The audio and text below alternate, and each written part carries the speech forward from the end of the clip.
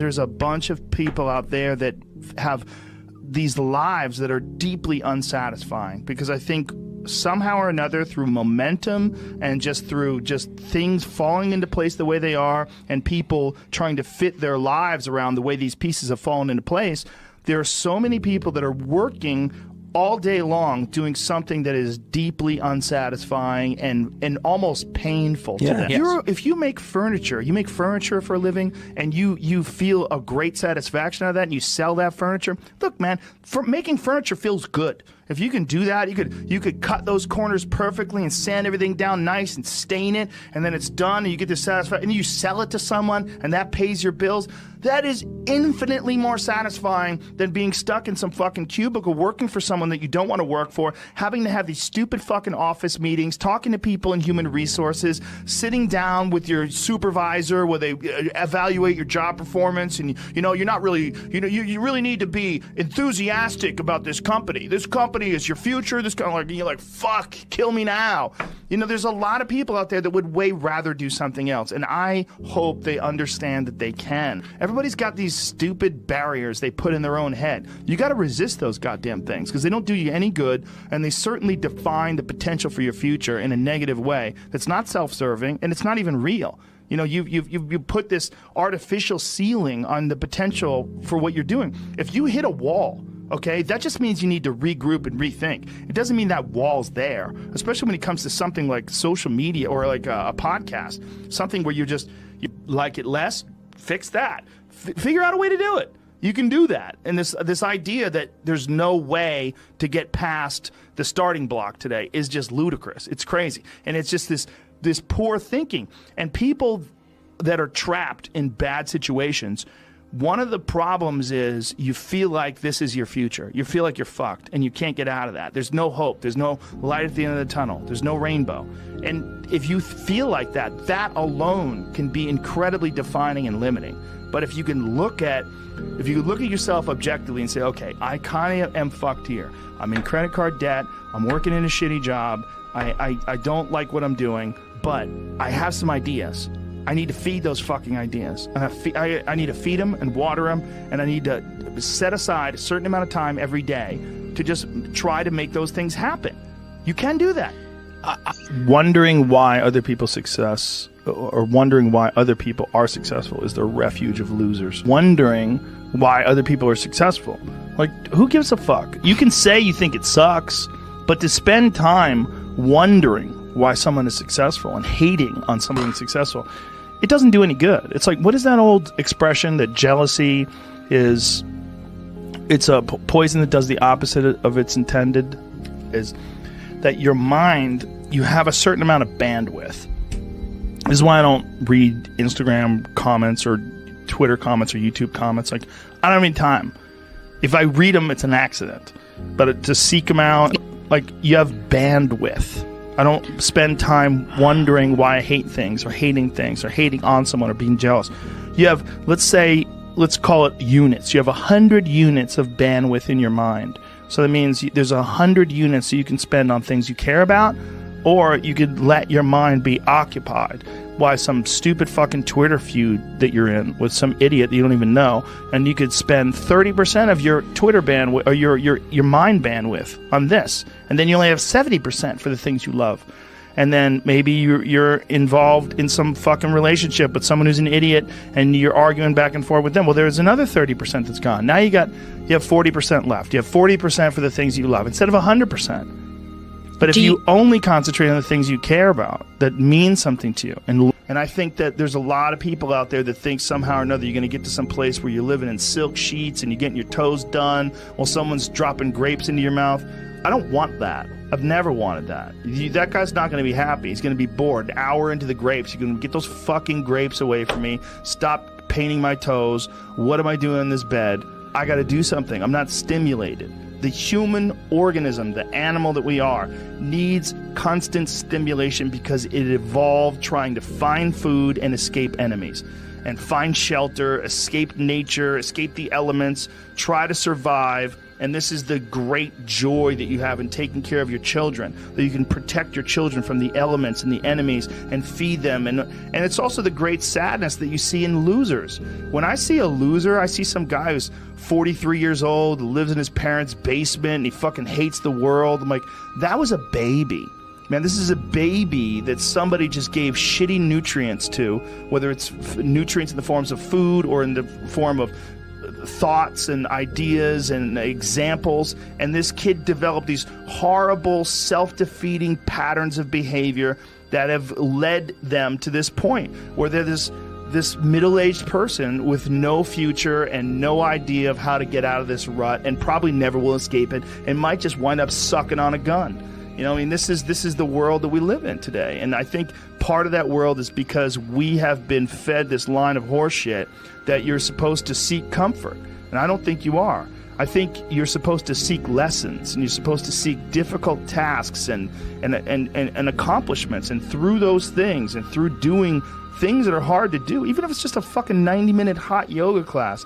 I do a 90-minute yoga class, man. Those last 20 minutes, I do not want to be there, man. And I definitely don't want to give 100%. And I can cheat. I can kind of half-ass it.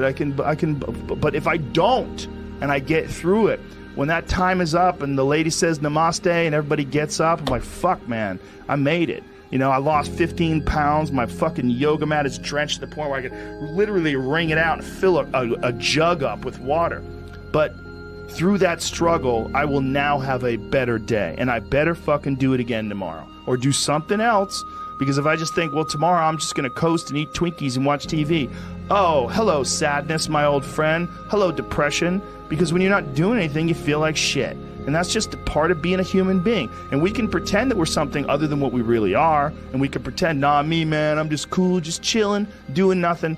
Bullshit. You're a fucking human. You're a human being. You evolved from the fucking hundreds of thousands of years of hunters and gatherers and people that were struggling. Those human reward systems are carved deeply into your DNA. And if you don't respect that, if you don't respect the mechanism of happiness and fulfillment and what you really need to do in order to feel satisfied in life, camaraderie, love, family, friendship, struggle, testing yourself, learning, all those things are imperative. They're all a giant part of being a person. Concentrating on people that suck or being jealous about people that are doing well does me zero good. But instead, if someone does well, I can be inspired and I can get fired up by it. I mean, I figured this out in my early 20s. I was like, okay, this is I have a poor way of looking at it because it's a martial arts thing. Because in martial arts, like, you can't be jealous of someone else's ability. You have to realize you might have to fight them someday. So by realizing that they're really good, you're forced to be objective about it. And you have to go to work. Like, you have to go, fuck, that guy's better than me. I got to get better. And you have to go to work. Right. There's no positive benefit in underestimating someone. Underestimating someone will get you fucking killed. Like, literally. You're gonna get. But this is something I've cultivated for a long time and avoided things that make me unhappy and figured out what those things are and been very rigid about eliminating them from my life. And one of the big ones is eliminating interactions with people that are negative. That is gigantic. And because I've realized that I'm not really as independent as I used to like to think I was. I used to like to think that my thought process was independent and that I don't give a fuck what anybody thinks. That's nonsense. People say that because they absolutely care what people think and it bothers them. So they say, I don't give a fuck. But that I don't give a fuck stuff is almost entirely nonsense. You do care. And you care in both ways. You care if people are critical of you, care if people are positive of you, but you also care if people are living positive lives and they're motivating you. That's a big one. People are fuel, and other people, it's one of the reasons why I like talking to people, one of the reasons why I like to do podcasts, because I get a lot out of, like just talking to you about your time in the monastery or your push to get to that 100 miles. Like, you get energy out of people like that, and you think about this energy and you think about this inspiration when you're doing other things. And it also sets in your mind that when you meet these exceptional people that move you, like, what are the characters, what are the qualities that they have, what are the characteristics that they possess? and those things become significant and important to you. Whereas if you live around a bunch of people that are complaining and bitching about everything, and they see the negative in everything, and they're always whining, those people are the opposite of that. They're the opposite of inspiration, and they're mud. You're just like, what? It's like you're up to your ankles in mud. You try to trudge through life. It's difficult. You're not light. It's not pushing you. There's not a wind at your back. The wind's in your face, and it's rough, and over time, I've learned that these people, you're not going to fix them. I used to want to fix them when I was young. I used to want to go, hey man, I see what you're doing. Like, dude, don't do that anymore. Listen, just do this and stop doing that and start doing this. And if you just work towards this, you could be successful. And then a week later, the guy's doing the same shit. You're like, okay, right. I'm wasting a significant amount of my energy on someone who doesn't want to waste any of their energy on themselves. And so managing the community and the tribe that you're in, making sure that you're a good member of that tribe, that you're doing your part, and there's a lot of cynicism in these days about inspiration and about motivation, because there's a lot of fake shit. You can go on Instagram and you see a million of these inspirational quote pages, and they're run by people that are probably depressed. You see a lot of people that are, talking about how to get ahead in life, but they're not really doing anything themselves. So there's a lot of cynicism involved in that. But there's also sincerity in it. And you can get, if you just look at it with a pure heart and a pure mind, you can get a lot of energy out of that. And when you're around happy, inspirational people that are successful, it makes you feel better and you get inspired. And if you act on that inspiration, your life will be more fulfilled. And it's not just inspirational in terms of financial success, but in terms of doing difficult things, whether it's running 100 miles. It doesn't pay you a goddamn thing other than the wealth of the knowledge that you can push yourself to such an extreme.